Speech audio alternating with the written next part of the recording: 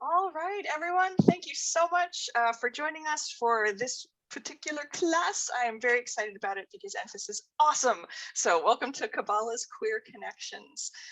To briefly introduce Enfys, they are a high priestess of the Assembly of the Sacred Wheel. That's a 3rd degree. They've taught many classes on tarot, Kabbalah, and queering one's magical practice, including the Genderqueer Tree of Life workshop at the 2019 Sacred Space Conference. Pro tip, that was awesome. It's a really good workshop. And Queering Your Magical Practice at Frederick Pagan Pride Day in 2019. As a non-binary bisexual pagan, Enfys employs a queer lens to break down limiting binaries in magical theory and practice, and advocate for bi, trans, and non-binary, genderqueer, queer, and asexual visibility and inclusion.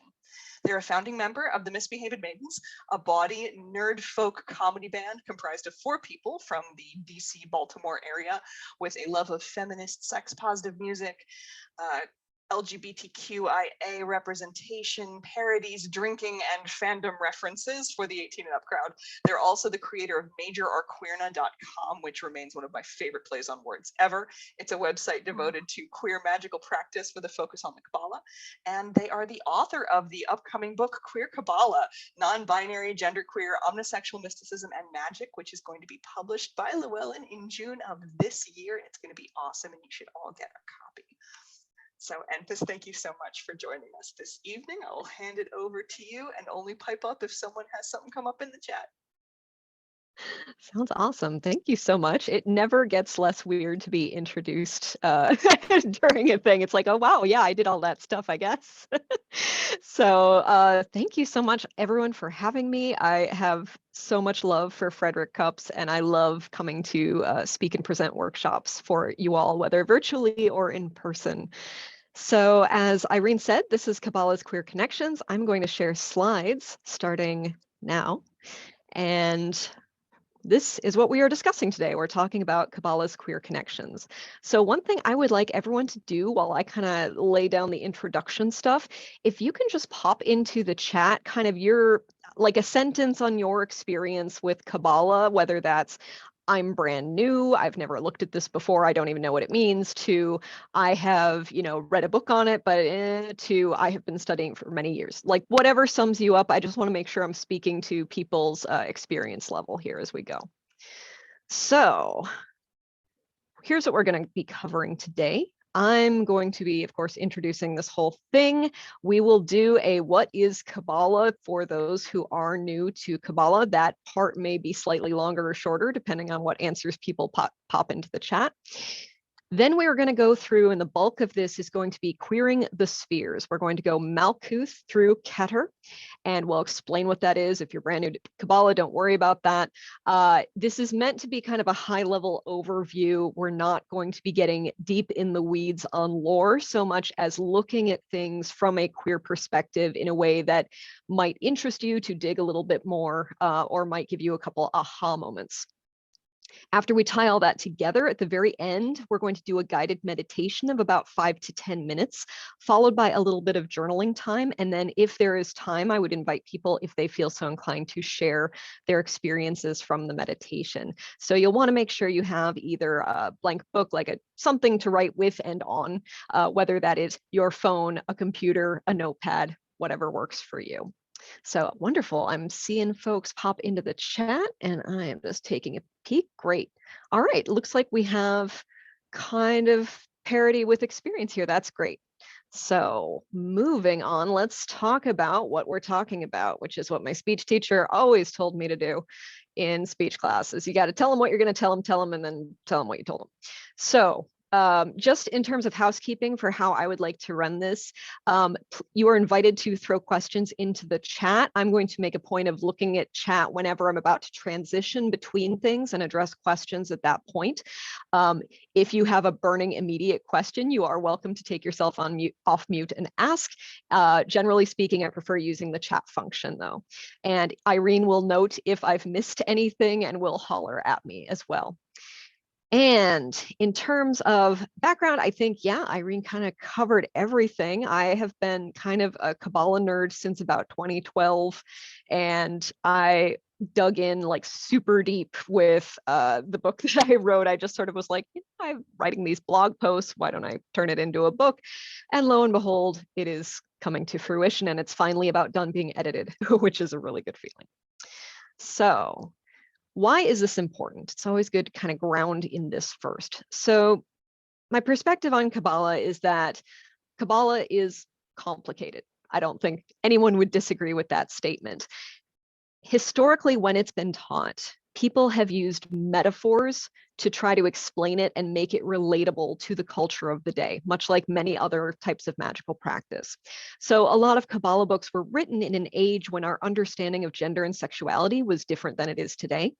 And modern Kabbalah books then are informed by what was written then, which sort of ends up being the self-feeding cycle. And a lot of metaphors are in need of an update. Let's put it that way. The knowledge of our forebears was incomplete. And one of the great things about Kabbalah is it's an ongoing kind of, we're still studying this, we're still digging into it, learning new things. So everyone's invited to sort of add to that treasure house of knowledge. And this is my small little piece of trying to do that. So some of the things, just to say, for those who haven't read a ton about Kabbalah, a lot of the books will lean heavily on masculine, feminine binaries, a lot of heteronormative overlays, a lot of stuff that is just kind of unrelatable. And at their worst, there's also racism, sexism, ableism, xenophobia, a whole lot of things that just are not great to read today. I've written many a curse word in the margins of Kabbalah books over the time. So all this to be said, that we need queer Kabbalists to add to our knowledge and understanding of the tree. This work does not end with me, I hope. I hope I'm not the only one who ever says this. I want people to build off of this. So thanks everyone for popping into the chat, so I have a sense of where people are at. That's really helpful. One of the things I also want to go over is that some people are startled by the word queer being in the workshop name and what I'm going to use throughout here. And I just want to say, here's how I'm using it and here's why I'm using it briefly. So in terms of what I mean when I say queer, I'm using it as an umbrella term for the, let's see if I can get the current alphabet soup right, LGBTQIA+P2S plus community. Or to shorten that, anyone who falls into a category that's either not heterosexual, not heteroromantic, and or not cisgender. So people who fall into that non-heteronormative, heterocis-normative world. So that's what I mean when I'm talking about queer.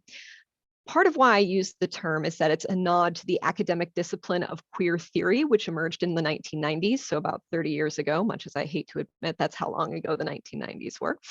But queer theory looks at binaries and sort of looks at how they came to be, whether they hold any sway, deconstructs them. That's kind of the work that I'm doing here. Although I do have another class, which Irene mentioned in the introduction, which is the Gender Queer Tree of Life, where I talk about the tree is already queer. I don't have to actually add anything to it for it to be queer, and here are all the queer things about it. That workshop is available on my YouTube page for Major Art Queerna. You can check that out if you like. What we're going to do today is more of the rainbow glitter work of just like, if we look at it this way, here's a way we can relate to it as queer people. But yeah, just to briefly say, of course, the term queer has been used as a slur, as has gay, as has lesbian. Sometimes it can be jarring to see that, but this community has a long and proud history of reclaiming words that have been used against us. And a lot of the backlash is being driven by people who want to divide the community rather than unite it. And so I don't want those people to win. And I like to use it also because it's a more expansive term to encompass the parts of the community that don't have good labels yet. For example, for a long time, I didn't see my gender identity in there because I'm like, well, am I trans? I'm non-binary, there is no N in the acronym, for example. So for me, it's very comfortable to use as an expansive term. Okay. So what is Kabbalah? I'm going to talk about the history first, and then like what it does, and then talk about this strange little glyph on the screen here. So Kabbalah dates back literally thousands of years. Of course, a lot of this originated in oral tradition, so we don't know exactly how far back it goes, but we have written tradition on it that goes back to the first millennia of, the CE era. The glyph we see on the screen actually originates in the 1600s. So this sucker is about 500 years old by itself, but the concept of Kabbalah goes back to, a little bit after the time of Christ in terms of written tradition. Now, this is something most people know of as a Jewish tradition, and it definitely has strong roots in Jewish tradition. But the Jewish tradition itself was also influenced by non-Jewish societies, like a lot of ancient Greek kind of philosophy is baked into Kabbalah. And there's been a distinct, like, non-Jewish line of a completely different use for this particular glyph for several centuries. And there's also been a lot of collaboration between Jewish groups and non-Jewish groups on Kabbalah, particularly in Spain in the 1600s. So there's been kind of this like interweaving over time. But all of that said, what I'm going to be talking about is specifically like the non-Jewish tradition, which is Hermetic Kabbalah. And probably non-Jewish isn't the best term because it is, we do have historic roots there, but it's looking at it through more of an occult perspective than the Jewish devotional practice, which is more about the 10 emanations of the divine God, whereas Hermetic Kabbalists use this as we're talking about levels of consciousness, we're talking about, how we interact with different things, how things come into manifestation. It's a different approach that has some things in common with the Jewish tradition, but they're not completely one-to-one. So that's the history. In terms of what it is, Kabbalah is a framework, and what I like to say is it's a framework that encompasses life, the universe, and everything, because I'm a giant nerd and I like to quote Douglas Adams wildly out of context. It is what Daniel Muller called spiritual architecture, and I really love that term for it. It's a scaffolding where you can put stuff and have stuff make sense in a structure. It is also a map of spiritual growth as you are going along your journey as an occultist, as a pagan, as a Wiccan, as a heathen. You can sort of see, okay, here's the areas where I need to work on next. One of the things I most love about Kabbalah is that it is a reminder that everything is divine. And this is one of the areas I get really frustrated because a lot of the metaphors that were put on it look very much like this. There is a distinct, separation between God and humans, and, they're way up at the top, we're way here at the bottom, but actually it is a perfect symbol for how the divine is through everything, which I really love. I also mentioned before, this is one of the ways we use Kabbalah is as a pathway to manifestation. It's a way to describe the process of things that go from concept or not even like pre-concept down into this is a thing here in manifest reality. And finally, my other favorite metaphor for Kabbalah is a filing cabinet of the universe. That is a paraphrase of Israel Regardie, who was a member of the Hermetic Order of the Golden Dawn, who did a lot of the work to publicize all the Hermetic orders' work with Kabbalah, particularly in the late 1800s and early 1900s. And with it being a filing cabinet, it is, how do you use a filing cabinet? You can put things in it in a certain organization and then retrieve things later based on that organization. In much the same way, the tree of life is something that we are working on sorting stuff into, and the work that's been done by prior folks is accessible to those who are studying it today by developing a deep connection to the tree. It's a way you can deepen your understanding of many, many other things in the universe and many other magical systems. Okay, so let's talk about the glyph and then we will move on. This is a very, very quick and dirty. So if you're still kind of like, what?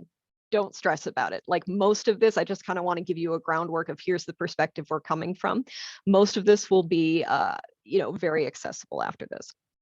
So in terms of the Tree of Life glyph, we have 10 circles here. Those are known as spheres or sephiroth. not the Final Fantasy VII villain, unfortunately. But there are also 22 lines connecting them all. These are known as paths. There are 22 lines, and then the spheres themselves are also paths, so we have 32 in total.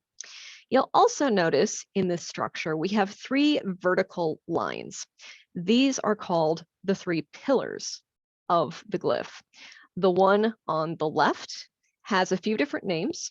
It is the feminine pillar, also known as the pillar of severity or pillar of form. On the right, we have the masculine pillar, also known as the pillar of mercy or the pillar of force. And in the middle, most interestingly for me as a queer Kabbalist, we have the pillar of balance, or what I like to call the non-binary pillar. The non-binary pillar unites and transmutes the energies from above, below, and from either side of the tree. I really like that feature because, much like non-binary people like myself sometimes describe our gender, like we're not on a continuum of like masculine at one end, feminine at the other. We're more like on a separate axis entirely that's somewhere else. That's kind of the energy that this third pillar has, which I think is really exciting. And that's one of the things I dive into more in the other workshop. But moving on, let's talk about these spheres. Now, what I'm going to go over today, like I said, is putting rainbow glitter on the tree, using metaphors that help me to better connect with the tree as a queer person. But I'm also painting with a pretty broad brush. So I want to give the caveat that what I'm going to be discussing are very common queer experiences, but each person's journey is unique and may not map specifically to this. And I invite you to consider ways that your own experience perhaps maps better to this than what I present. I'm going to be talking about each sphere at a high level.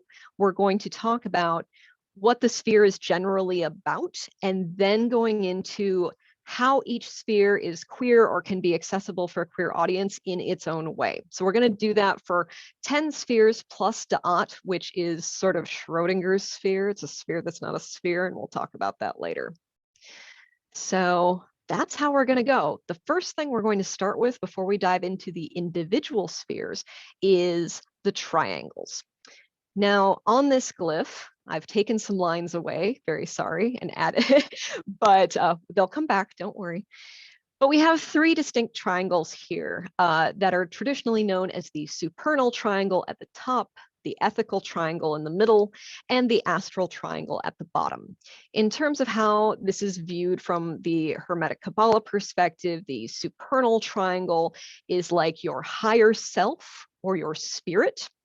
The ethical triangle is about more, it's also called the moral triangle or the mental triangle. This is like your soul or your middle self. And the astral triangle, also known as the psychic triangle, is about your personality and your lower self.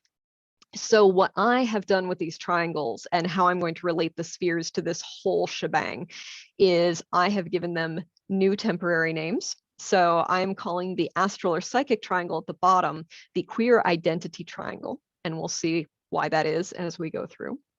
The ethical triangle I'm calling the coming out triangle, and the supernal triangle is the queer community triangle. So this is sort of the framework we're going to be working with as we go from the bottom of the tree to the top. And one thing, because we're going to talk about Malcuth first, the 10th sphere at the bottom there is Malcuth. You'll notice it's not part of any triangle, and that's part of what makes it queer in the first place. So we'll get to that. I'm going to take a breath and a drink. If anyone has questions to pop in the chat, feel free.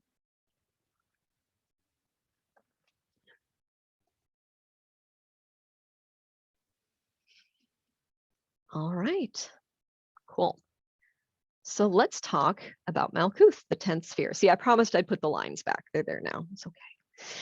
So in terms of what Malcuth is about, Malcuth means kingdom in Hebrew, and it represents our consensus reality here on this plane, as well as the overworld, the underworld, and nature spirits and spirits of place. Basically, anything that has a close tie to this plane of reality is included in Malcuth. One of the names for Malkuth is the Gate of Death, which is quite ominous and goth. And what that means, it's acknowledging that whether something is coming into manifest reality or leaving manifest reality, it is a type of death. So if you were, super, just part of the universal miasma, and then you came into this incarnation, that's a death in a way, because you're losing that universal connection and that ability to sort of be everywhere, do everything. I don't know exactly how it works. I don't remember dying. So, but that, when you come into this form, even though we consider that a birth, it is also a form of death, because you are losing some connection. And similarly, when you leave this plane and regain whatever lies beyond, that is also a death. So we know it as the Gate of Death. One of the big lessons of Malkuth is that the earth plane is not evil. This is in sharp contrast to a lot of mainstream religions that will be like, the whole point of this incarnation is just to survive it and get to whatever's beyond here. It's to unite with the source. But in Kabbalah, Malkuth has a very close relationship with that sphere number 1 up there, which is Keter. In fact, Kabbalists say Malkuth is in Keter and Keter is in Malkuth. And one of the reasons for that is that everything that's manifest here in Malkuth is in the DNA up in Keter. Like, nothing exists here without also existing in some capacity there. So there's this very tight relationship. And in terms of how we relate Malkuth to our daily life or our magical practice, Malkuth gives us good reminders about things like grounding and making sure we are truly present on this plane and able to get through our lives and try and make it a little better for everybody around us. Also, the concept of mindfulness, just being here now. We are incarnated on this plane for a reason. We need to embrace it. We need to be fully present. And also the concept of self-care, because I don't know about y'all, but this little flesh prison takes a fair bit of maintenance to perform optimally. And I do not always succeed at that. So it is a reminder working with Malkuth is like, yes, the physical body requires certain things that I need to give it, and to help make sure that I can do everything that I want to do on this plane. So that's the very short version of what Malkuth is about. Now let's add some glitter. There we go. Jumped around. There we go. So I like to call Malkuth the super queer queen of everything. And one of the reasons for that is that the magical image for Malkuth is a young queen crowned and throned. It also exists on that non-binary pillar I noted at the beginning. And as I teased before, it is separate from the tree. Or separate from the triangles. It kind of hangs down on its own. So much as the queer experience can sometimes be a little bit isolating or alienating, or you feel very different from everyone around you, Malkuth is separate from the rest of the tree. It also, every sphere has a color assigned to it, but Malkuth gets 4 colors. It's got its own little bitty pride flag, and has its own little rainbow there at the bottom of olive, citrine, russet, and black, which represents anything from the 4 elements at this particular vibration to echoes of the spheres above. That could be a whole other class of why Malkuth has 4 colors and what they mean. We're just going to say it's there and move on. Also, because Malkuth represents everything that's manifest, that includes all our genders and sexualities are included in Malkuth. And sorry, my cat is having a rumpus behind me. So everything that is, every queer identity that's out there, everything is in Malkuth because it represents absolutely all of manifest reality. It represents who we are here. So that is Malkuth. We're going to get even more glittery on the next sphere. Any questions on Malkuth before I move on to Yesod? I will take a drink to give you a chance to type.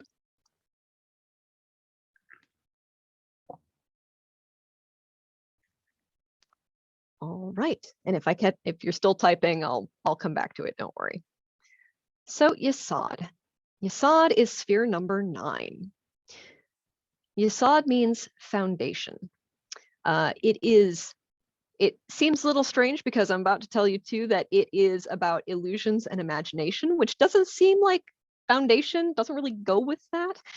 I like to think of it as a flexible foundation and the final editor before things come into manifestation. So we've got all this energy coming from the top of the tree, working its way down, and Yesod is like that final check, that last copy edit to make sure you've got all the typos, saying, yep, this is how it's going to be. Yep, we're good to go down into Malcuth.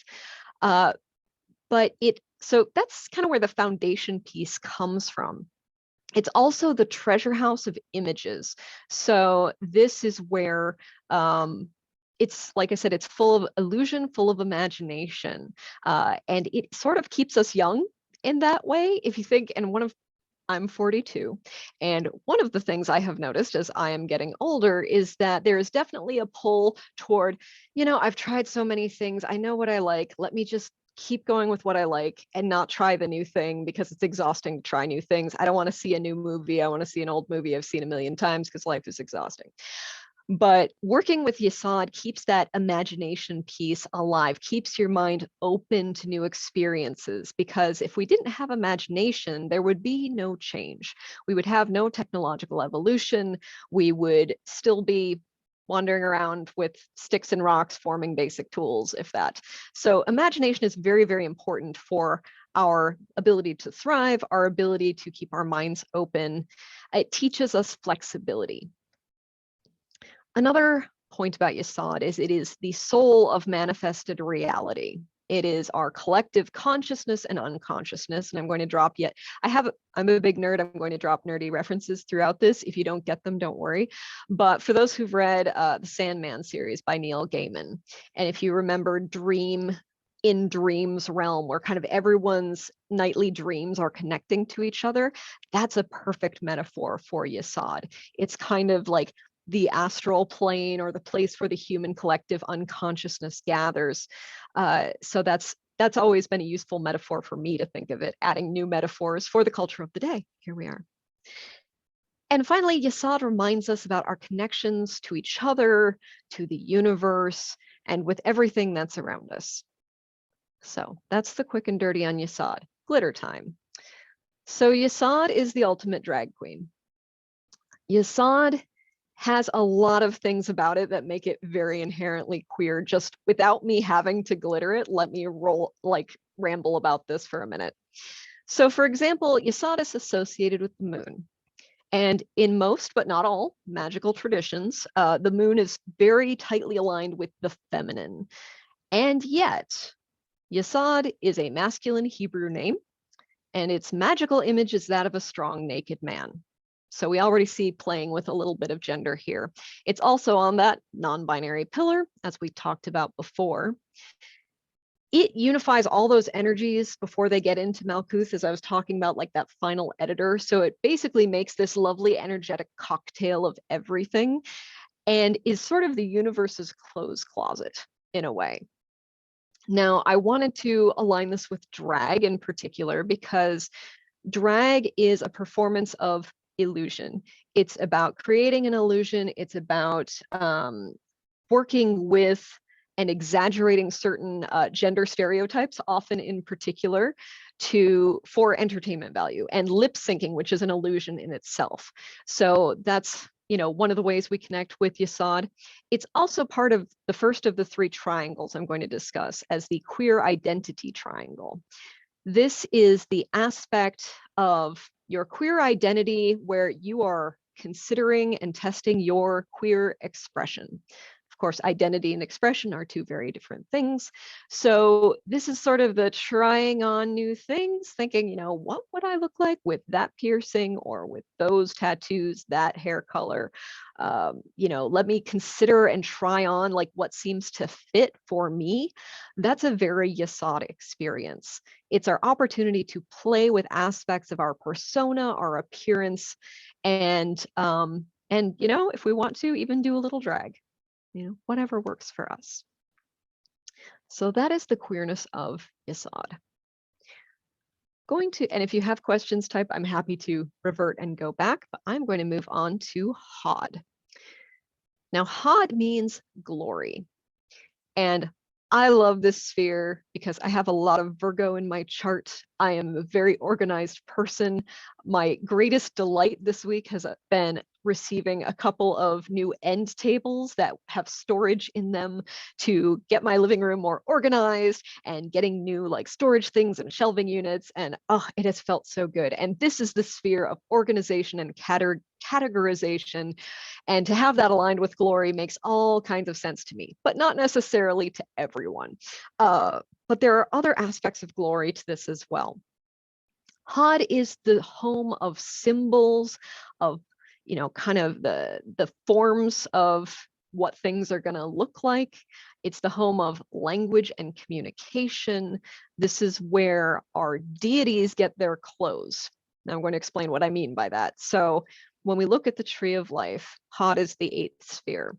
Coming into the 8th sphere is the energy from the 7th sphere, Netzach, which we'll talk about next. Netzach acts as kind of a prism. Like when light hits a prism, it becomes several different colors.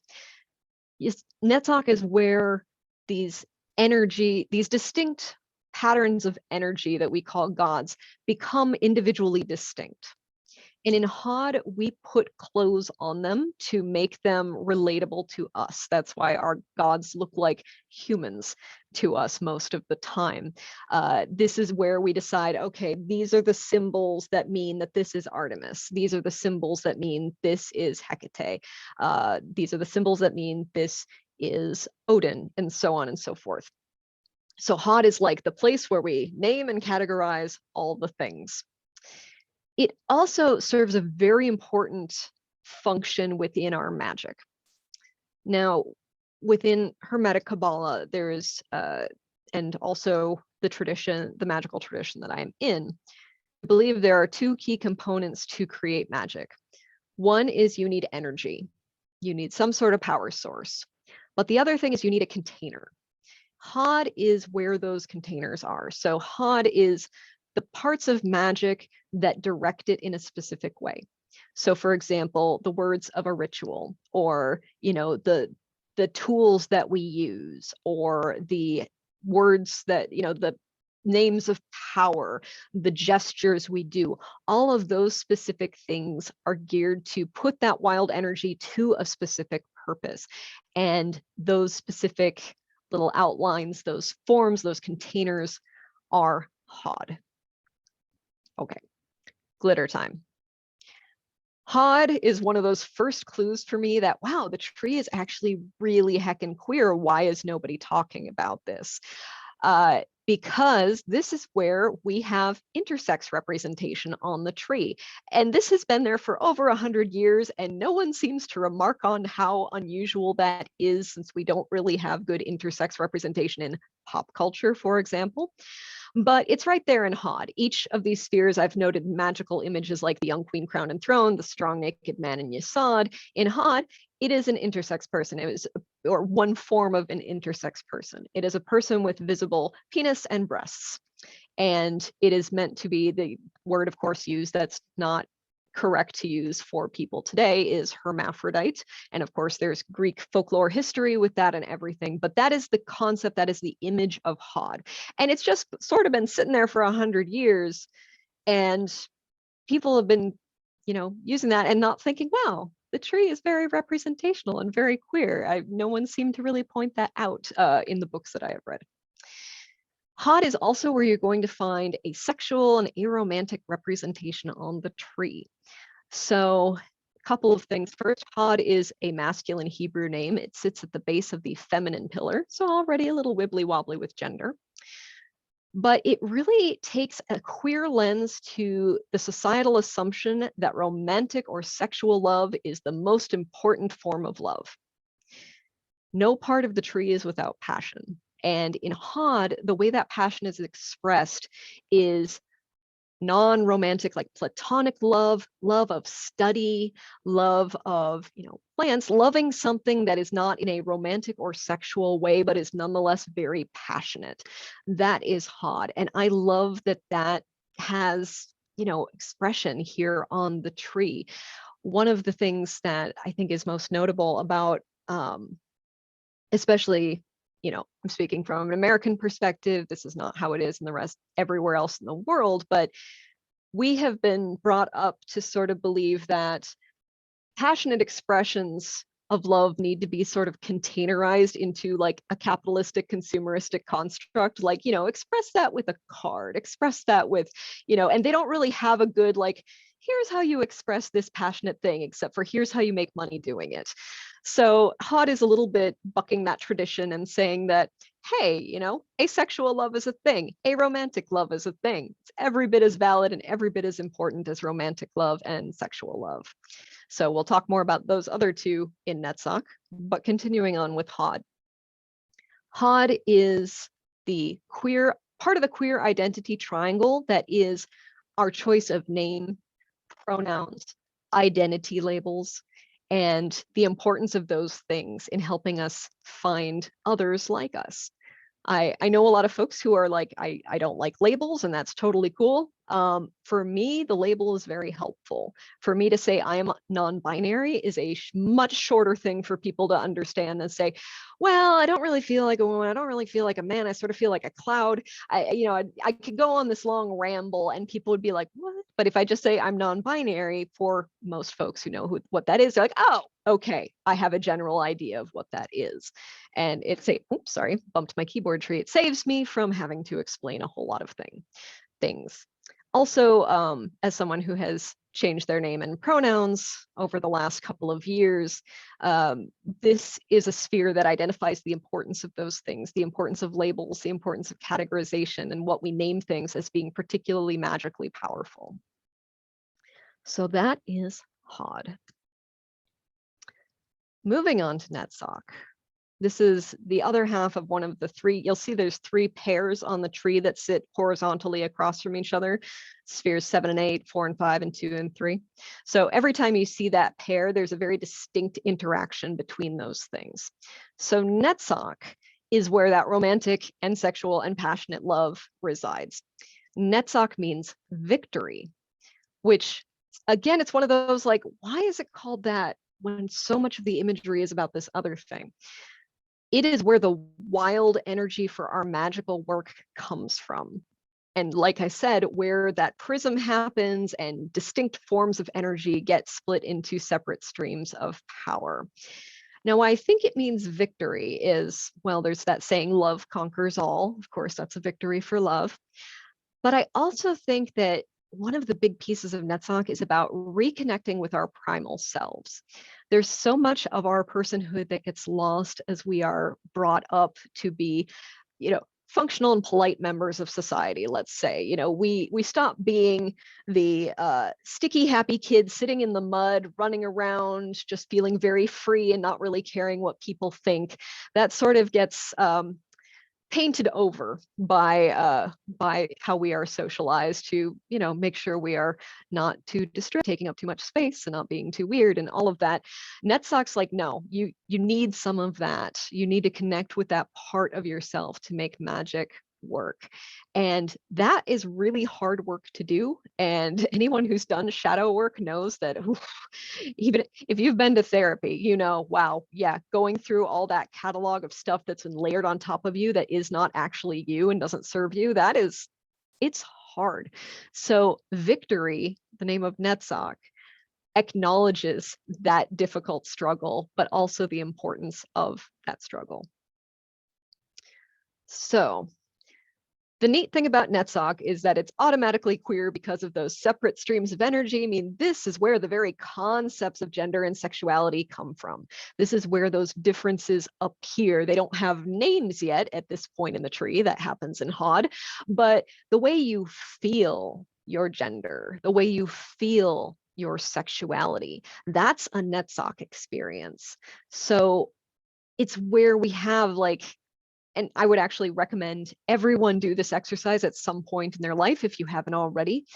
Think to yourself, if I woke up tomorrow and the physical characteristics that identify me as a gender were just gone, what would make me feel like that gender? Like, what is that core fundamental piece of makes me feel like I'm a woman, I'm a man? Like, what is that? What does that feel like? a lot of us who have either transitioned gender or who identify as non-binary and have transitioned that way, that is an exercise that we have gone through, and something that I think everyone can benefit from looking at sometime in their life. So this is the feeling. This is that core energy that identifies us within ourselves as this thing. This is what I feel. This is what I'm attracted to. It sits at the base of that masculine pillar, and it does have a masculine name, so it's kind of aligned there. But it is aligned with a Venus and has a magical image of a beautiful naked woman. So again, with not quite one gender or another there. It has a lot of projective energy. And for those in like Wicca and some other magical traditions, we talk about projective and receptive energy, a lot of times with the labels masculine and feminine energy. This is feminine persona with very projective energy. So it's one of those reasons I don't really like that energy binary, but you see that a lot. Within the queer identity triangle, Netzach is the aspect of how those things feel. It's also, like I said, about your primal connection to your primal self. This is where things like lust, that's a very primal emotion. For those who are into kink, that's a different sort of primal connection there that would be expressed through Netzach. And one other point that I think makes Netzach particularly queer is that I talked before about how we're supposed to channel our romantic and our passionate love into these very specific ways. Like, here is a card, here is a nice shiny rock that proves I love you, those kinds of things. But Netzach is about head over heels, like, just blah, I love you so much. This is this incredible expression. I can't even put words to it, how much I feel for you. And that's a little bit subversive for society. In fact, one of the things I think is interesting is about 20-ish years ago, there was a slang term for being really head over heels for someone. And we'd say, oh my God, you're so gay for them. And it's like sort of acknowledging that it's not a heteronormative thing to be super like overwhelmed with these feelings, that's sort of queer in and of itself, even if it's pointed in a heterosexual direction. So I think that's one of the little places that makes Netzach queer. Netzach is where you defy social norms and go completely head over heels for someone. All right. Our next one is Tifereth. Tifereth means harmony. It is about balance, and what a lot of people, a lot of Kabbalists sort of focus in on this one sort of small aspect of it, of sacrifice, particularly sacrificed kings or sacrificed deities like Odin hanging from the world tree, like Jesus hanging from the cross, like that's Tifereth. And I'm like, is it though? This is one of those places where I tend to disagree with a lot of mainstream Kabbalists, because sacrifice can be a component of it, but really Tifereth means harmony. It's about removing things that are not allowing you to be in balance. It's about being in your most optimal state. And sometimes that's about removing a thing, and sometimes that's about adding something. And we'll see that dynamic in the next two spheres in particular. This is the sphere that unites and transmutes their two energy. So it's about achieving the optimal state for you in this incarnation, whatever that looks like. And yes, sometimes I know we're all super busy, so it's usually like, I have to say no to more things. I have to say no to more things. We're very accustomed to this look of sacrifice as what helps us achieve balance. But yeah, sometimes, like in my case today, I met with a personal trainer because I recognized I have not been maintaining the flesh prison to the degree that I would like to. It is getting more difficult to move the way I want to, and I would like to change how that feels. So adding that into my life will help me create more balance in that way. Another piece of Tifereth is integrity, which has three different meanings if you look it up in the dictionary. It can mean honesty, it can mean whole, as in complete, or it can be like in optimal condition, and it can also mean good to your word, which kind of ties in with the honesty. So it's really three different things there. And integrity is something we talk about a lot in magic, especially like my tradition likes to say, hey, if you're accustomed to lying, exaggerating, doing sort of performative social niceties that you don't mean. And then you go into ritual and say, this is so, why should the universe listen to you if you don't tell the truth normally going through? It's one of those pieces that we're all kind of called to work on. So that integrity piece, I think, is so important. And that's going to tie in with what makes this queer. The other little point about Tifereth too is that it represents benevolent, unconditional love. So it's sort of like that third major kind of love. We have the passionate, romantic, sexual in Netzach. We have like the passionate, but also, why is the word escaping me? Non-sexual version of love over in Hod. And this is more like the, I would like the best things for you in life, no matter what kind of love. So in terms of glitter, this is the bottom of the coming out triangle. Tifereth is about the joy you feel when coming out to yourself. For those of us who are queer, we have operated, most of us have spent a significant chunk of our life not knowing we were queer, because society raises us to believe you are heterosexual and cisgender unless proven otherwise. And this is just default mode, and you have to do a lot of introspection to determine when you're not default. So that moment when we're like, oh, this explains some stuff, like, when I was 17 and it went back and forth forever, like, am I a lesbian? Am I straight? Am I a lesbian? And then I was like, oh, wait, there's a third option here that I can't believe I didn't think about. Bisexuality is a thing. Hooray. But that moment of sort of euphoria of things just clicking and being like, oh, that makes sense. That is a Tifereth experience. It's about that integrity piece of being honest about who you are to yourself. When you go through life not being honest with yourself, to yourself, about who you are, you may experience that as kind of like an itchiness or abrasiveness at like a soul level, like something is off and you can't put your finger on what it is. So coming to a point of realization can be euphoric, also terrifying. We'll look at that in the next sphere. But it's that feeling of you clicking into place. The other things that make this queer just on a structural level, Tifereth is a feminine name. It's on that non-binary pillar.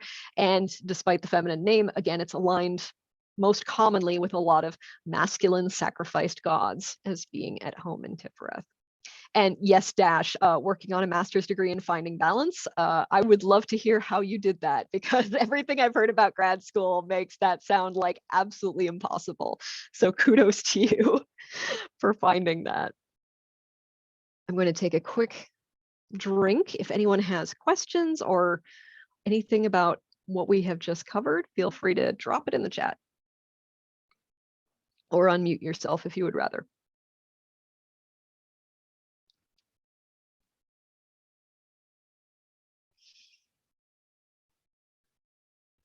All right, seeing nothing, we shall proceed. We're halfway through, almost, because we've got 11 spheres to go through, not 10. But let's talk about Gebera.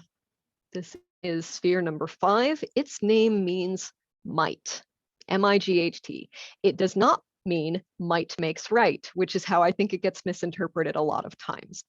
Gebera is a destructive force, but with a purpose. It is destruction that serves harmony, like that makes things better. It's getting rid of things that do not serve. Dion Fortune called it the celestial surgeon, which I think is just such a wonderful turn of phrase. It's doing the equivalent of when a surgeon takes out an organ that is causing you harm or about to cause you harm before it can cause you harm. Yes, that process is painful, but it's ultimately to serve the greater good of your continued existence on this plane. So it's those hard-won lessons. It's those tough sacrifices that we do make. This is where sacrifice actually fits in a little better into the tree, I think. It's that removing things that don't serve. And one of the ways that manifests is standing up for justice. So a lot of the civic actions happening right now are definitely Geberic actions. We see things happening like police brutality that do not serve our society, that do not make us better people. We see all this stuff happening and we speak out against it and we educate ourselves about it and we try to dismantle those harmful things that happen in our society where we can. That's all the work of Geburah. I like to think of my favorite sort of Geburah analogy. Here's another nerdy reference for you, but the Unbeatable Squirrel Girl. If you have not read these comics, Dash knows what I'm talking about. If you have not read these comics, do yourself a kindness and get these comics. It's completely done. You can read the trade paperbacks right now. They're all available at your local library, probably. But Squirrel Girl is in the Marvel universe, and she has won every one of the fights she's been in, usually not actually by fighting. Usually the way she wins is she goes up to Galactus, who's hell-bent on eating the Earth, or bank robber guy, and sits and talks to them and tries to get at the root of their issue and find a better way to direct their need. So she finds a not populated planet for Galactus to eat instead. She talks, there's a brilliant panel, which I wish I could have actually included this panel in my book, where Squirrel Girl is like smiling next to a tied up bank robber who's still wearing the mask from the bank robbery, propping up a book for him to read called "So You've Discovered Some Unfortunate Downsides to Post-Capitalistic Era," or something like that, where it's like she's teaching him how to better manage his finances so that he doesn't have to steal. Like, coming up with those sorts of solutions is very Geburah, more so than like Batman, whose solution is I'm going to throw them in jail, which may not be the best way to fix the problem every time, especially since Arkham seems to have a revolving door on every cell. The other one that I think is very Geburah is Steven Universe, because he, similarly to Squirrel Girl, likes to talk to people, and the way he wins a lot of his fights is just making friends with the enemy, and then they end up joining his side, and it's great. One other metaphor I wanted to throw at you before we put glitter on Geburah is that it's sort of like our metabolism in our body. It's that necessary breaking down aspect to get the energy out of food, part of that digestive process. It's also like our white blood cells, which are attacking things that shouldn't be there and can cause harm to our body. So we're going to come back to that metaphor in the next sphere, so I just want to make sure to mention that. Rainbow glitter time. This is one that Irene was one of my beta readers on the book, and I greatly appreciate it. And Irene was like, I'm just starting the goth chapter. What was that? And I was like, oh, the pain of unbecoming. Yes, that one. So this is the goth sphere. This Geburah, again, is part of the coming out triangle. This is the part of coming out where you realize what you're not, because whenever you realize what you are, there's something that's being left behind. There's something that no longer serves you. For example, in my case, my name and pronouns were something I had to sacrifice to move ahead and be who I really was. Geburah is about removing those barriers of authenticity, or barriers to authenticity. What is keeping you from living an authentic life as the person you are? We can't always get rid of those things. There may be personal safety reasons or financial reasons. We have to kind of tough things out for a while in a suboptimal environment for us to be truly out. But eventually, if we want to be at our happiest, usually we have to make a break with some things. Geburah is also where we get that courage to come out in the first place, that like, I'm going to fight for myself. And one of the things I have to do is tell people who I am. And that is part of this process. Excuse me, it is terrifying. Even if you are around very, accepting folks, even if all your friends are queer, it's still kind of scary to come out. I have a very welcoming friend group, and yet it was really hard to tell them, by the way, I would like to only use they pronouns now, please. I'm sorry, I know it's hard, but could you please do that for me? So, but that courage is really important to get that courage together. And of course, I have to give the caveat to folks, anyone who is not familiar with coming out, do not ever out someone on their behalf. That is very bad form. You do not know that whole person's whole situation. Coming out is something they have to do in their time, especially because there are often financial and safety considerations to doing so. So just putting that caveat in there for anyone who may be tempted to do that. One other thing I want to mention about Geburah as being queer, just from a structural level, it is one of two gender fluid spheres on the tree because it has two names. Depending on which book you read about Kabbalah, it's either referred to as Geburah, which means might and is a feminine Hebrew name, or it's known as din, which means judgment, I believe, and that is a masculine name. So it has both. There's gender fluidity on the tree, and I kind of love that. And that continues into our next sphere of Hesed. So Hesed it means mercy. It is visions of what is possible. For me, this is the sphere where a lot of sort of planning and aspirational thinking comes from. That dance between trying for perfection, but going for what's actually attainable. Like, I would love to have a tree house on a beach somewhere, and financially and for other reasons, that's just not going to happen for me. So I'm going to make this apartment as best as it can be right now within my financial limitations. It's acknowledging there's always a little bit of a dance in there between what we want and what we can actually make happen. This is the upbuilding or the anabolism of that cycle. Like metabolism is Geburah, Hesed is like the anabolism. It's the upbuilding part of that. Hesed is an expansive force, Geburah is a contracting force. So this is where, we think, and we're going to get into the queer aspect of this, but like, what could be? What is possible? What do we want to do? How can we make this amazing mid-spring ball for Frederick CUUPS happen? Like, what is that going to be like? What are the things we have at our disposal to use? So sort of that planning and that vision piece is really part of Hesed. It's the broader vision or goal that drives Geburah to create that balance in Tifereth. So if you think about that sort of flow, like, here's what we want. Okay, we're going to trim it down a little bit, and now it's at its optimal state. The other piece of Hesed is about your true purpose or true will. Yes, hello, that is not a scratching post, sorry. This is where you are aligned with your goals and what you want your life to be like so much that it doesn't feel like work. So an example is, imagine, and this is mostly imagination for most people, but try to imagine if you had a job where it used your skills to the fullest and you felt like you fit right in and you're doing your best work, and it's work, but you still feel like this is what I should be doing with the people I should be doing it with at the company I should be doing it with, or self-employed or whatever works. That sort of like alignment where it just sort of greases the skids of your life and lets you propel forward because you are in such close alignment to what your vision, what your goal, what your true will is. It is not about attaining a goal through shame.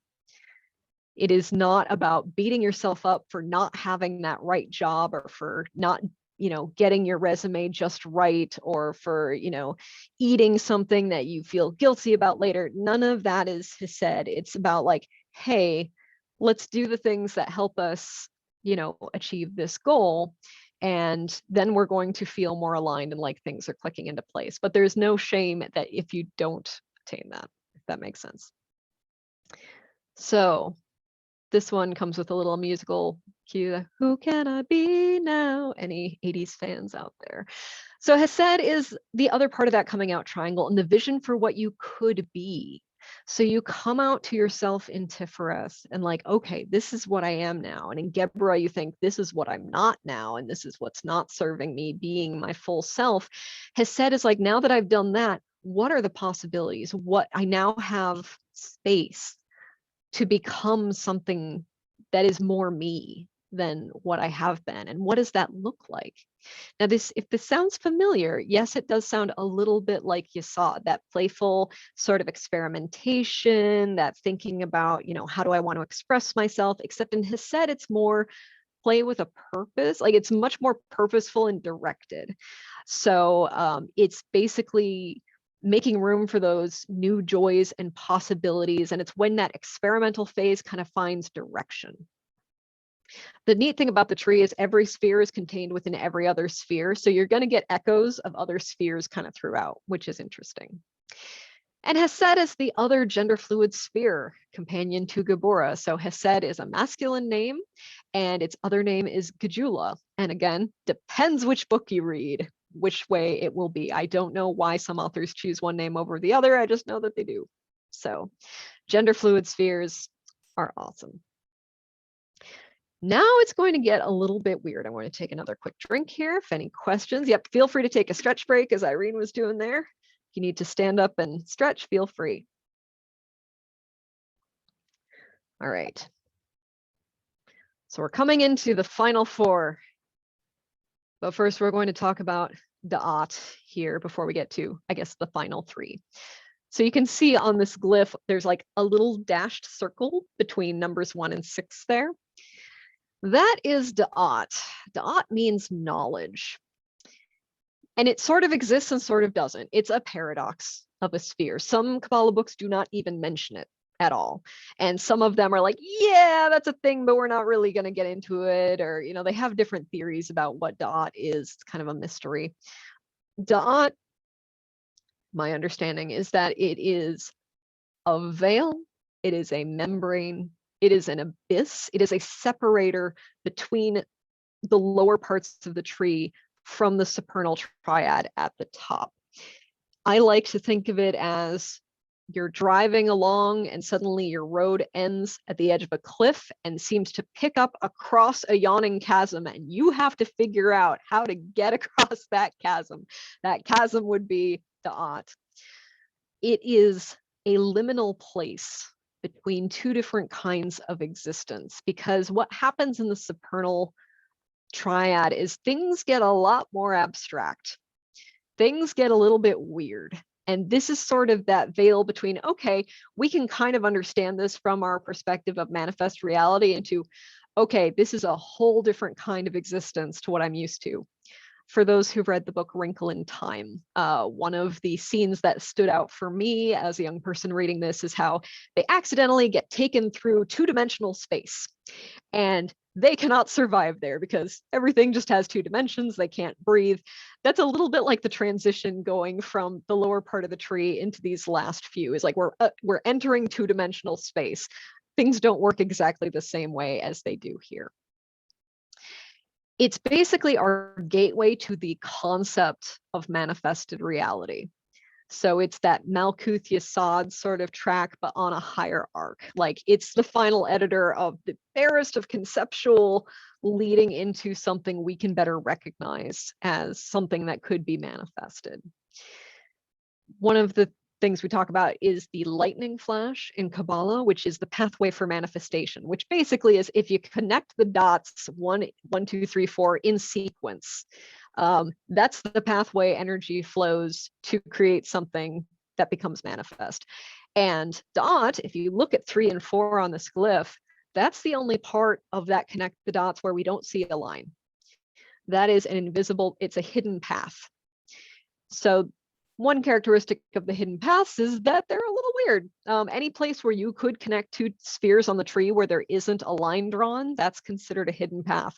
And those are very deeply interesting. And Da'at is certainly one of them that is extremely interesting. The other really quick metaphor I'm going to throw at you here, again, because I'm a huge nerd and I know Irene will like this one a lot, is because it doesn't follow any drawn paths and that you have to figure out how to get across it.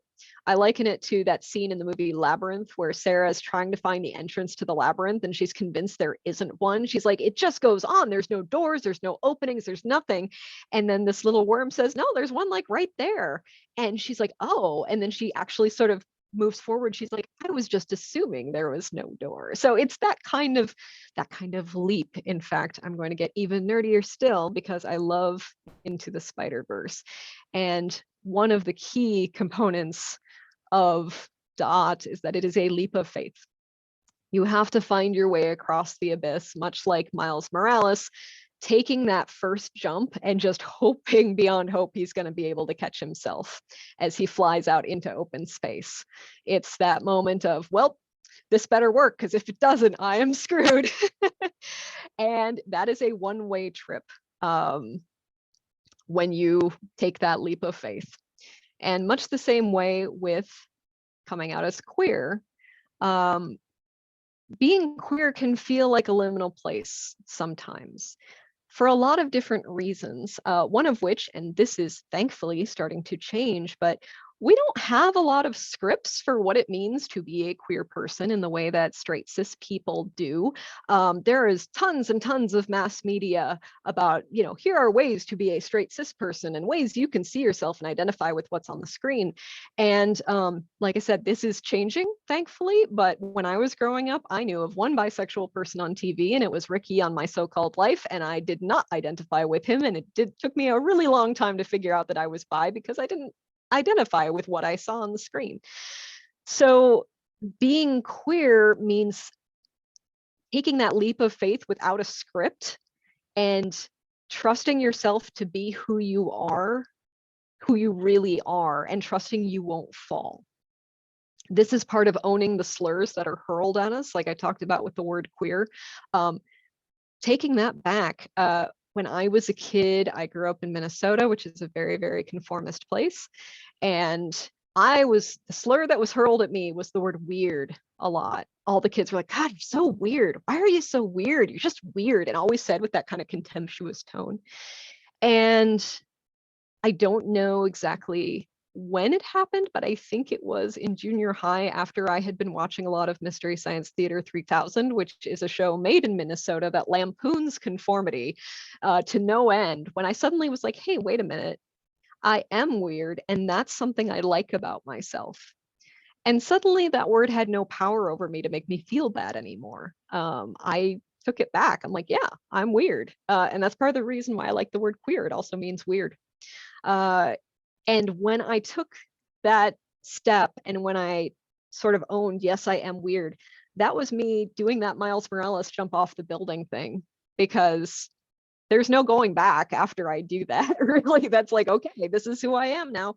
And I hope that I will be accepted by people now that I have peace within myself about this. And I was. That was the beautiful thing, is that I suddenly was able to make friends and be more confident and experience life in a way that I wanted to, because I was able to own what people thought was my detriment and I felt was an asset.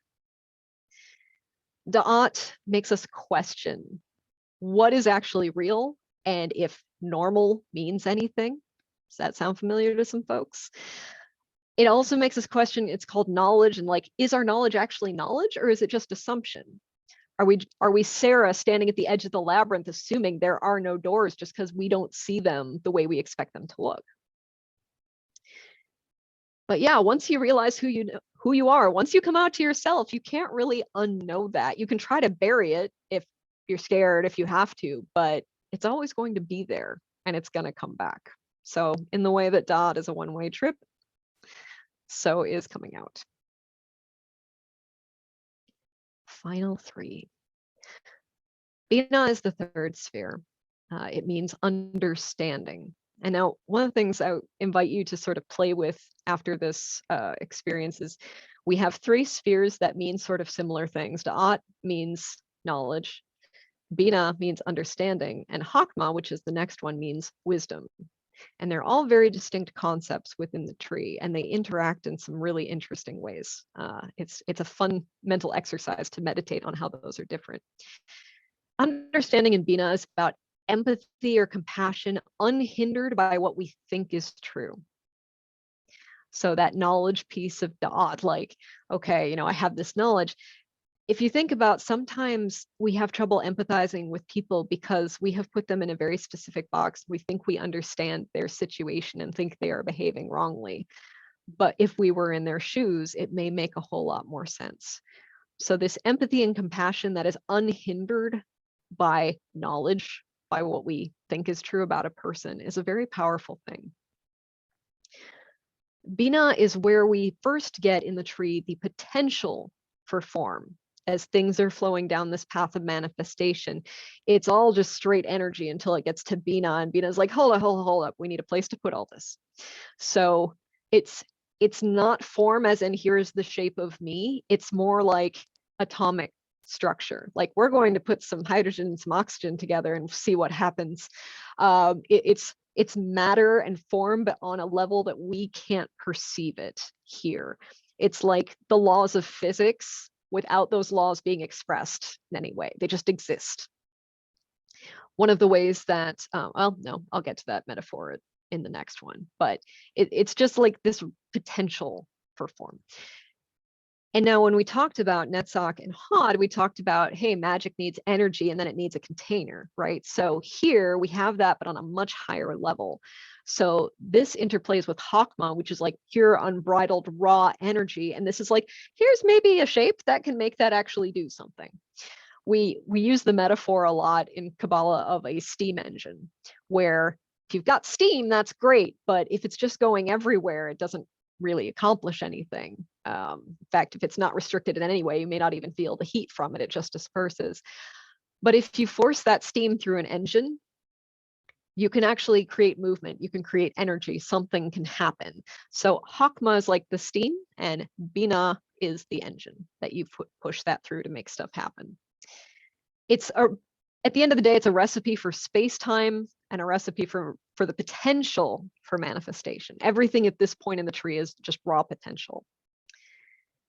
Bina also deals a lot with mystery, and a lot of the metaphors used to describe it are things like the mysteries of birth, the mysteries of death, the deep darkness of the very bottom of the ocean that we still don't know what all is down there, the unexplored, the things that we're often scared of because we don't understand them. It is that gate of death, but on a higher arc as well. That interplay between it and Da'at is very similar to the interplay between Yesod and Malkuth at the bottom of the tree. So Bina, meaning understanding, I liken to the communal experience of queer sorrow. This is part of the queer community triangle that we're getting into now. And I probably don't even need to say, but I will just, to make sure I'm covering the bases, queer sorrow undergirds an awful lot of queer community because in particular of the AIDS epidemic and how it was handled by governments, by people in power, by scientists. It was a horrible thing that went unacknowledged and largely neglected for way too long. And as a result, the queer community lost so many folks who would today be elders in our community. We've lost basically a whole generation.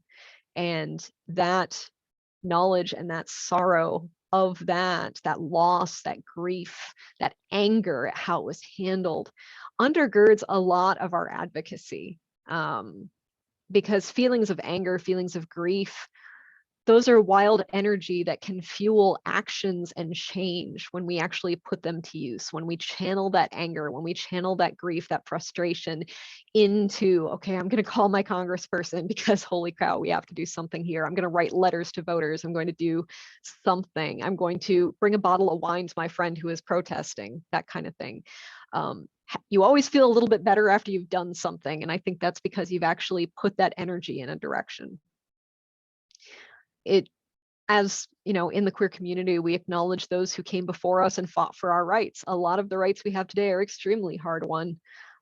People lost their lives, people lost their livelihoods, people lost their partners, all kinds of loss throughout history as we have struggled to just be ourselves in the world. The fact that I can go out with this hair, saying I'm non-binary, I use they, them pronouns, and I'm reasonably sure, at least in Maryland, or at least in this part of Maryland, that I'm not going to get beat up for that.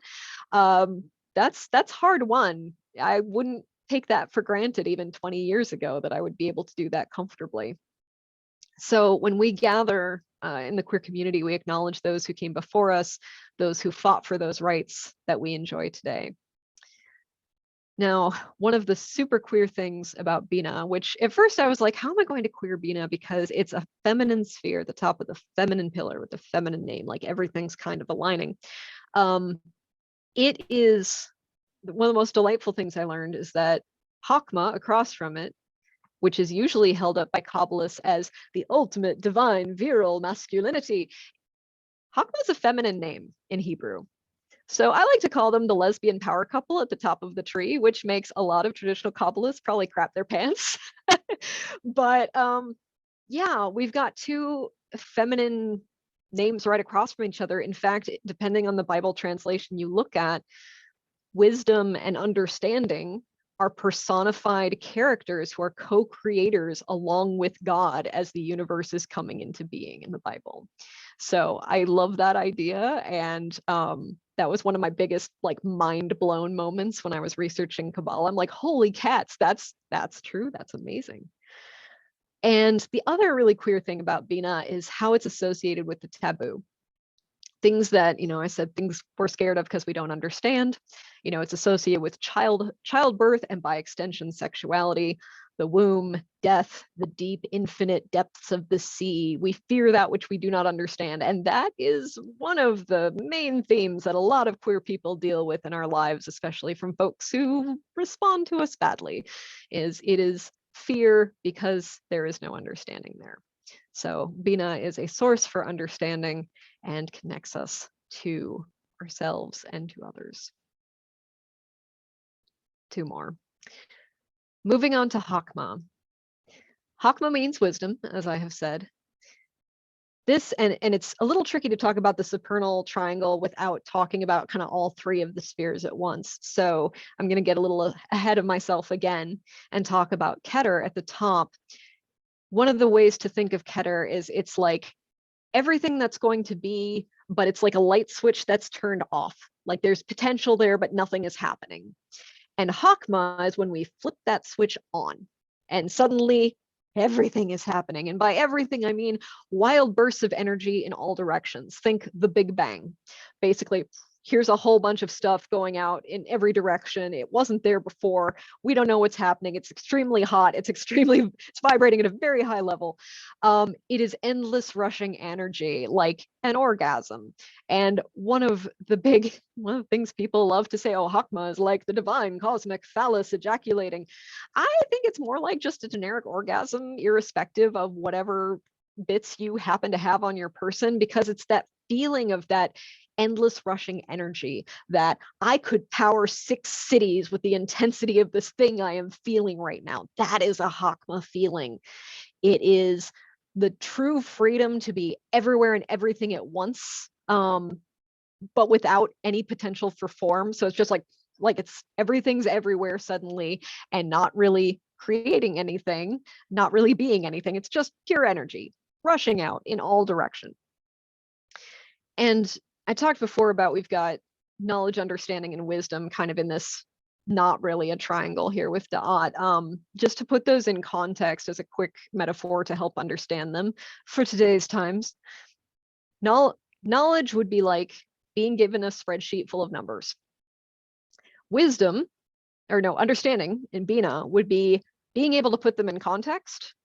And Hakma, wisdom, would be knowing what to do next based on that information. So that's like one way you can think of how those three interplay. When we look at the tree, there's, of course, the pathway of manifestation. So everything coming down the tree into manifesting is, the first thing we get is wisdom. And wisdom is looking at the plan, the DNA, whatever is in Keter, and saying, hey, we can do something. We can make stuff. Stuff can exist, but we need some energy to make stuff. So we're just going to release energy, and that's what we're going to do. So that's like the wisdom of Hakma, is seeing Keter and seeing what's possible and starting that light, flipping on that light switch and getting things going. But with the tree, energy also flows the other direction. So if we're going from Malcuth at the bottom all the way back up to the top, and this is our last stop before Keter, wisdom takes on a different flavor.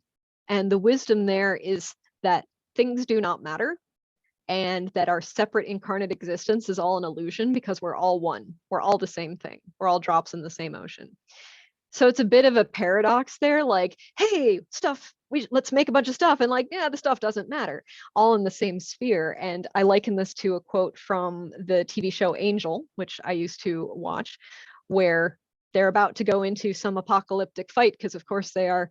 And Angel says, look, if nothing we do matters, then all that matters is what we do. And I have thought about that so much since I saw that episode. It's one of those things that I always keep in the back of my brain where like, it's easy to feel helpless. It's easy to feel like nothing we do makes a difference. But there's a freedom in that, and also an obligation. Like, okay, maybe it doesn't make a difference. Maybe if I call my congressperson, they're not going to change their mind. They're not going to do anything because I'm just one person. I can only do so much. But whatever actions I take do have an impact, and collectively can have an impact. And if nothing else, they matter for me, and they matter for the people I am closest to. So it's kind of that interesting yes and sort of paradox with that. And ultimately, I think it's about, Hakma teaches us that, hey, we're here, enjoy the ride, and help make the ride enjoyable for as many other people as you can. And that's what Hakma tells us about existence. So I liken Hakma to pride. When I think big, effusive explosion of energy, going to a pride festival is the exact metaphor that came to my mind. So this is the part of queer community triangle where we experience pride energy, the exuberance, the wildness, the colors, the uplifting joy in community, celebrating that which we are, that which we've fought for, celebrating our identity, that sort of bombastic intensity is very Hakma. I like to think, the "we're here, we're queer, get used to it" slogan. I think we're here, we're manifested. We're queer, we're expressed individuality that was mere potential in Keter, and get used to it. Hey, we're in community, we're gathered, we're acknowledging the strides we have made together. Community joy is fuel. Much as grief and anger are fuel for making change in Bina, so can joy be. Gathering and seeing that you are not alone is incredibly motivating for coming out, for making a difference in your community, for standing up for other people's rights, for seeing the diversity of the people around you and realizing, hey, this is an intersectional fight. None of us is going to get left behind here because all of our issues impact each other. That's the Hakma experience. That and being part of the lesbian power couple at the top of the tree. Got one more to go. And, I will definitely take a pause before we do the path working, and we might take 5 minutes for people to take like a bio break before we go into the path working as well. So if you have questions, feel free to toss them in the chat, anything about what I've covered so far or haven't covered. But first we'll talk about Keter. Keter means crown. And a crown, hi, sorry, my cat is begging to play with me right now. The crown sits above the head. It is not the head itself. And in the same way, Keter is apart from and separate from the rest of the tree. It is the inhale before the exhale. It is the plan for things. It's like DNA, but without any physical manifestation of that DNA. Like, here's the plan, here's what can be, but the switch is flipped off. Keter is the universe getting ready to do something. If you think about each of these numbers in terms of geometry, Keter being 1 represents a point. A point is nothingness, it's stillness, it has no dimension whatsoever. It's just, here's a spot. It's everything, it's just nothingness. But when we go to Hakma 2, if you have 2 points, you have a line, and that implies motion. And when we go to Bina for 3, you have 3 points and you can have a shape. So that's a good way to remember how those 3 interact. Is like Keter is just a point, and then it starts moving in Hakma, and then it becomes a shape in Bina. Keter is everything that can be, all that is, all that isn't, all bound up together. It's all potential in there. For those of us doing Hermetic Kabbalah, this is like the highest level of consciousness you can attain, and realistically, none of us can attain it in this incarnation. While we are here in these bodies, we are not going to be touching Keter, except like maybe getting the barest glimpse of it off in a distance, filtered through Tifereth. Now, its energy is contained within the rest of the tree. Basically, things start in Keter and then flow down, much like if you had a stack of champagne glasses and you poured into the top glass and it sort of flowed down into the glasses below it. That's a little like how the energy moves through the tree. The other metaphor I've heard that's really great is like Keter, color for Keter is like just pure white shining light. And every color for the other spheres is like putting a colored gel in front of that on a spotlight and changing the color of that light. It's still the same light, but we're seeing it through a different lens, is what the other spheres are like, and how they relate to Keter. Ultimately, Keter is about what connects us to each other and to the universe, symbolizing we are all drops in the same ocean. We are all part of this together. And for me, I like to call Keter the queerest of the queer because, first of all, talking about the queer community triangle, this is the part that emphasizes the unity of community. Individual spaces are good and important. We've got to have trans spaces, we've got to have non-binary spaces, lesbian spaces, and so on, so that people can be with others who recognize their specific struggles. But also at the end of the day, we all fight for each other. Everyone under the queer umbrella, we're all in the same fight together, regardless of, our race, our religion, our ethnicity, any of our physical abilities. All those things are important to the fight. We're all fighting for each other to have a better life. The symbol, the magical image for Keter, like we talked about the young queen crowned and throned in Malcuth, the magical image for Keter is a bearded king in profile.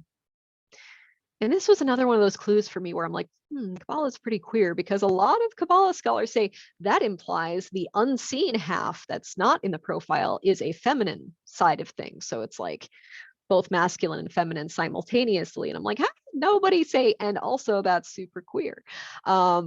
But I'm saying it now. It also can be seen as agender and asexual representation on the tree. Keter is not expressing any particular kind of anything, and it also exists before energy or form. So it's just, it doesn't have a gender. It is beyond the concept of gender. It's beyond the concept of sexuality. And in fact, if you look at it sort of energy flowing down the tree, it basically reproduces asexually, like it buds off to create the other spheres. So that's kind of awesome. But you can also look at it, rather than the absence of things, you can say, look, the potential for all genders and all sexualities, even ones we don't know about, is there. It's kind of the ultimate omni-gender, omnisexual thing, because everything that is potential in Keter could be manifest in Malcuth, but not necessarily. There's stuff in there that doesn't make it down here. So basically, if you manifest all of me, I shall become queerer than you can possibly imagine, would say what Obi-Wan Keter would say. So, all that said, the point of all this, and thank you for bearing with this extremely long ramble, I'm going to shut up fairly soon. We can create our own metaphors to understand Kabbalah and to understand the spheres. We are not restricted by the metaphors other people dreamed up and wrote into books, 100 years ago or even 20 years ago. Each sphere can relate to queer experiences in its own way and validates the queer experience as a whole. And through those triangles, I think, is a helpful reminder that there are both individual and community aspects to the queer experience. There are parts of it that are about expression and labels. There are parts of it that are about, oh, this is how I navigate, telling people about this and who I become now that I know this thing about myself. And then there are aspects that are like, what is it like when we're in community, when we are all together, and why is that important? Every piece of that puzzle is important here. And to me, I find it to be a very validating spiritual tool to use as a queer person in a way that not every spiritual tool feels super authentic for me to use, because I see a lot of shades of gray in everything. So that is ultimately the point of all of this. Does anyone want to unmute and ask questions before we take a quick bio break?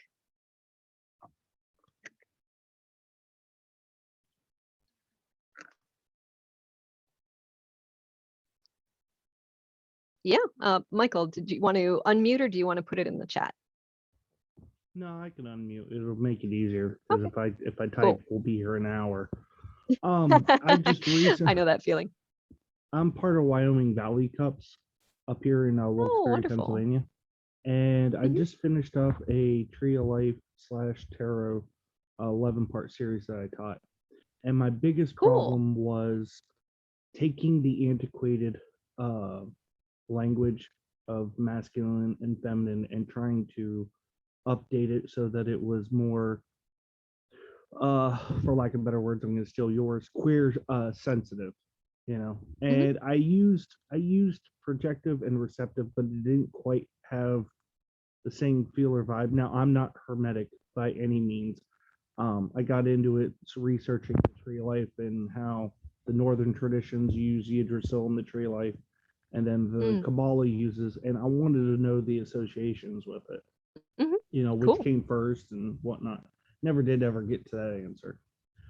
But I became very fascinated with this, and I'm still struggling. And listening to your class, you've given me some ideas, but I could use some tips on creating a more gender neutral or more inclusive language when teaching this in the realm of tarot specifically, if possible. Yeah, that makes sense. You know, there's projective receptive is one of the ways to do it. Force and form comes up a lot as another analog. I don't particularly love that one either, even though it makes sense, because I think, especially with the connotation of masculine force, like it just seems kind of like it just feels a little icky to me. But there are a few different options you can look at in regards to the tarot. Of course, that it could be an entirely other class, but one thing I will let you know is that in 2017, I created an 8 ritual and class series specifically about how Kabbalah and the tarot work together. And I've open sourced that and put it all on Google Drive, and you are more than welcome to mine that for whatever you find useful. I appreciate that. I'm not going to teach the class for another year, because I just finished it up. And like I said, it was an 11-week class, and it was a bit time consuming. I just need a little downtime. No doubt. Plus, I want to revamp it. Sure. Yeah. Yeah, I would have to sit and think a little bit more about the tarot piece specifically, but I'm definitely open to talking more about that. I have been a little bit disconnected from that since I did the class, because I was kind of like, okay, I'm done with that now. Now I can go back to focusing on other stuff.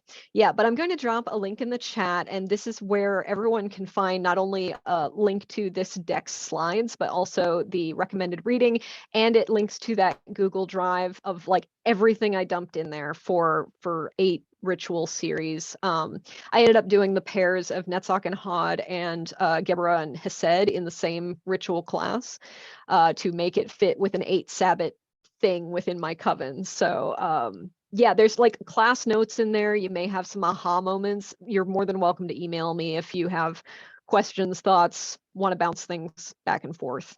Happy to do so. I appreciate that. Thank you. No problem. I did. Go ahead. Real quick. I did find it quite refreshing and reaffirming that while I didn't necessarily put it in the queer perspective, that I pointed out where a lot of the energies are both masculine and feminine in the quote unquote traditional old language. And you've pointed out a lot of the stuff. I'm like, okay, I actually did fairly well there. So that's appreciated. You kind of like I said, got the gears turning in that regard. Yeah, I would invite you to check out the other class too, because it looks more at like the structure of the tree as a whole and the queer aspects, as opposed to digging into the individual spheres as much. So yeah, that link, did I actually include that here?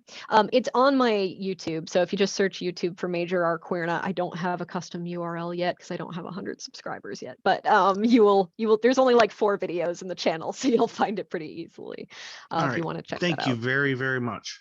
Sure. Absolutely. Thank you so much for coming. This is really exciting to meet someone else who's struggling to teach the same thing. Other questions, other ideas, feedback, anything? This is my first time presenting this workshop, by the way, so thank you all for being my guinea pigs.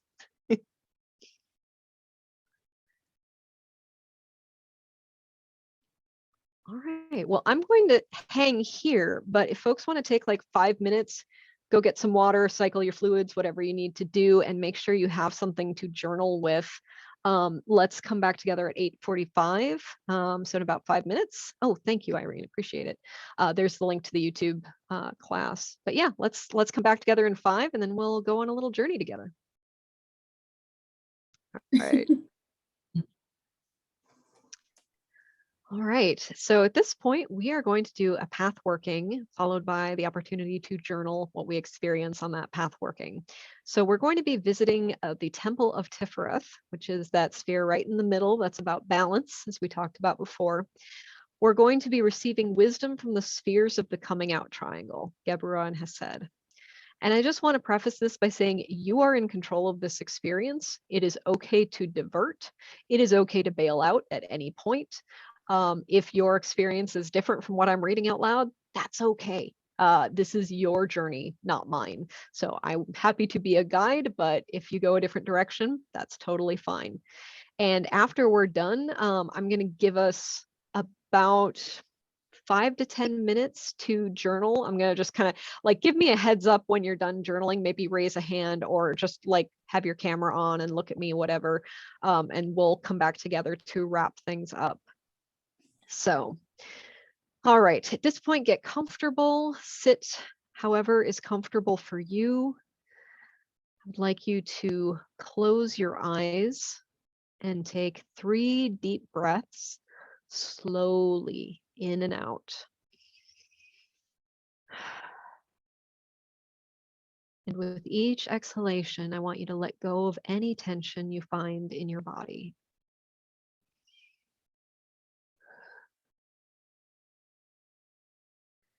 Now, without opening your eyes, visualize the room around you. Now, picture it filling with a gray mist, starting at the floor, working its way up to the ceiling, till the only thing you can see is grayness. As the mist dissipates, you find yourself inside a golden hexagonal hall. The windows are set with crystal prisms casting rainbows on the floor and the walls as the light streams through them. The walls appear to be hammered gold. The floor comprised of golden hexagonal tiles. You can hear the haunting melody of a choir harmonizing a beautiful song in a language that's unfamiliar to you. You smell incense wafting in the air. There are comfortable couches covered in soft throw blankets and pillows surrounding a fire pit in the center of the hall, and there are tables laden with food around the edges of the room. This is the Temple of Tiffareth. It is a place of peace and harmony. You feel as if weeks of stress have simply melted off of you, and you are able to simply be.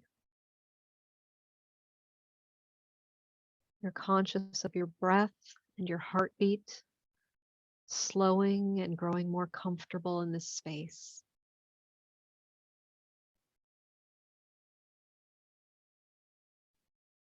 You wonder what it would take to feel this way more often. You notice 2 large mirrors on the walls ahead and to your left and right. Approach the mirror on the left side and gaze at your reflection. You see yourself, but a version of yourself who feels more at peace, more balanced, stronger than you are normally. There's a reddish glow around your reflection in the mirror, which gathers into a red sphere, a little bigger than a softball, held in the hands of your reflection. Your reflection hands you the sphere through the mirror, and you take it in your left hand. Your reflection then points behind you to the mirror on the right-hand wall. You bow in thanks to your reflection and then walk over to the other mirror. In this mirror, you also see your reflection, one more at peace, more balanced, happier than you are currently. There's a bluish glow around your reflection, which gathers into a blue sphere, a little bit bigger than a softball, held in the hands of your reflection.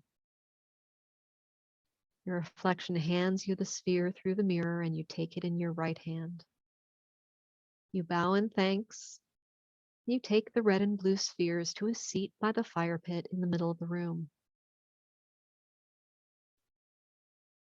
As you sit, the fire blazes higher into the air, and you notice that the fire is golden with occasional flashes of red and blue. It feels warm and cool simultaneously. A beautiful voice emerges from the fire. Within these spheres are gifts for your consideration. The gift within the red sphere symbolizes a hard lesson you must learn, a sacrifice you must make, or a truth you must accept to bring more balance and harmony into your life. You may choose to open it or not. If you choose to open the red sphere, do so now and examine what's inside.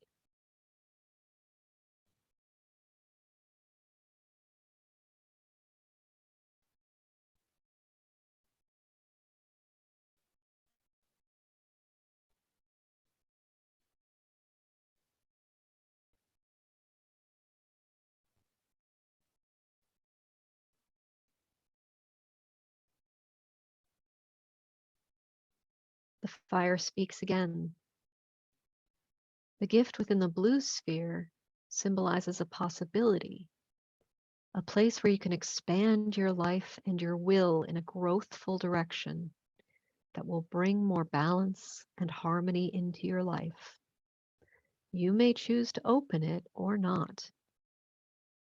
If you choose to open the blue sphere, do so now and examine what's inside.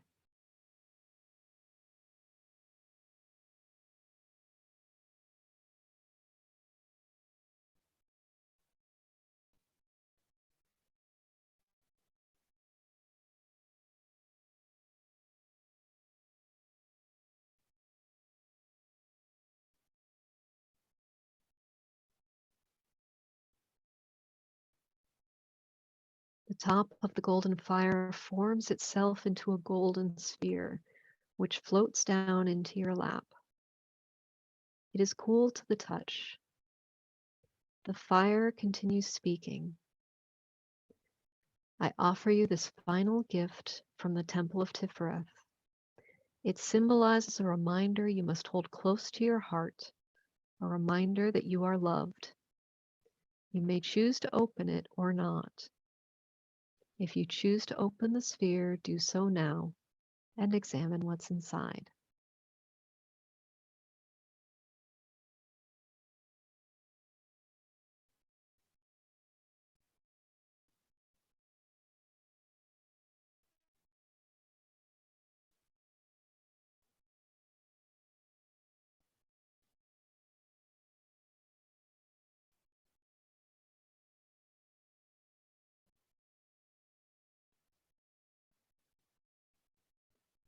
You may now take the gifts of the spheres you opened, and if you choose, you can accept them by pressing them into your heart. If there are any spheres you didn't open, you may also choose to press those into your heart to come into your life at a later time.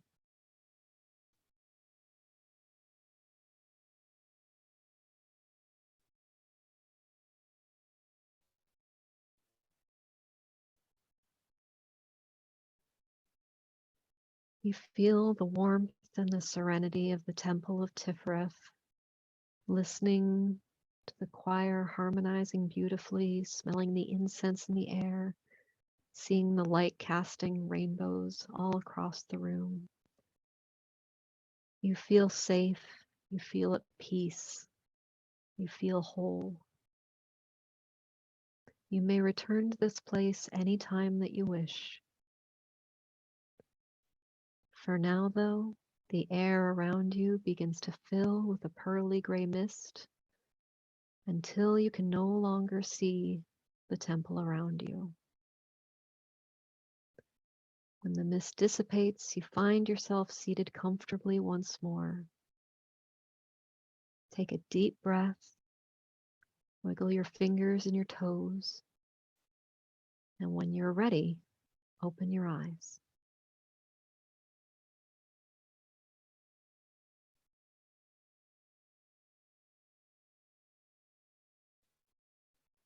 At this point, I'm going to give you all about 5 minutes to journal anything you wish to remember from the path working.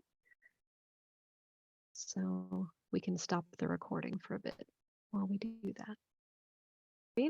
We'll just do the... All right. Thank you all so much. I'm glad the path working seemed to resonate with you. At this point, I just have a couple more slides. Just to remind you, yes, I do have a book. How gorgeous is this cover? I'm so happy with it. So Queer Kabbalah is coming out June 8th. You can learn more about it. You can pre-order it. There are links all over my website, majorarqueerna.com. If you want to, I have a blog there. You can follow me on Twitter, Instagram, or Facebook as Major Arqueerna, and also on YouTube. And also, I have some recommended reading for you. You can feel free to screenshot this to remember it, or it's also linked on the same let's see, on the same class notes that I shared earlier, class materials link. I'll try and copy paste that back into chat. So I have a recommended reading page on there. So these are just a few ones. Of course, I'll recommend my own book. I strongly recommend Kabbalah for Wiccans by Jack Channick, which just came out. Even if you are not Wiccan, for me, this was the best intro to Kabbalah that I have read. Oh, hey, and Dash has it there. Nice. Also, coming out in July, I've had the privilege to read an advanced copy of Falling Through the Tree of Life, Embodied Kabbalah. This is a fantastic, I'll have a review coming up in June, but basically, if you're looking for a more ecstatic experience and more of a like artistic and really heavily interactive experience with Kabbalah, this is a really good book on that. So I highly recommend it. The classic, which is Kabbalah by Ellen Cannon Reed, that came out within the last, I think, 20, 30 years. So it's not quite as rife with the problematic stuff in some of the earlier stuff from the first half of the 20th century. And there's also Tarot and the Tree of Life is another great one. I would recommend that for Michael. If you didn't already discover that one, that is a fantastic book on relating tarot to the tree that I like a lot. Garden of Pomegranates, that's one of the older ones. Temple of High Witchcraft by Christopher Penczak. Of course, all of Christopher Penczak's stuff is great. It's a very in-depth look at Kabbalah and lots of uses for it. So these are all fabulous if you want to keep learning more about Kabbalah. And just on that note, thank you so much for having me. And I have really appreciated this. Thanks to Frederick CUUPS for so graciously hosting. Thanks for Irene for moderating and dropping links into the chat. This has been absolutely wonderful. And please feel free to stay in touch if you have questions after or want to talk more about your experience or anything. You can hit me up privately, and that is totally okay. Thank you so much, Enfys. I'm going to go ahead and stop the recording, but thank you so much for presenting for us today. We had a wonderful time. Great class.